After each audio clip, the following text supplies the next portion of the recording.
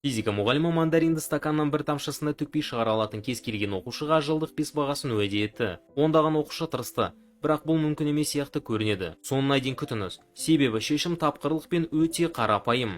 Бірінші бала мұқият тырысады, бірақ Архимедтің принципі бұлжымас. Оның қолы стакандағы суды ығыстырады. Келесі қыз батылырақ, бірақ нәтижесі бірдей.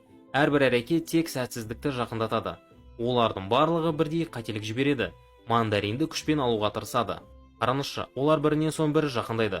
Қолдары суға сүңгиді, және әр жолы су деңгейі стаканның жиегінен жоғары көтеріледі. Сыныптағы шиеленіс күшейе түсті. Олардың жүздеріне қараңыз, мүлдем таң қалу. Бұл қарапайым болып көрінетін мәселені ешкім шеше алмайтын сияқты. Барлығы бас тартып жатқан сияқты, ал мұғалім ешкімнің сәттілікке жетпегенін мойындауға дайын. Жылдық 5 бағасы жоғалып барады. Бірақ күте тұрыңыз, мына қыз стаканға жақындайды. Ол мандаринді ұстауға тырыспайды, саусағына мұқият қараңыз. Ол құйын жасап, суды жылдамырақ айналдырып жатыр. Бұл керемет. Ол физика заңдарын мәселенің өзіне қарсы қолданып жатыр. Бір тамшы да төгілмеді. Мойындаңыз, сіз шешімін соңына жетпей таптыңыз ба?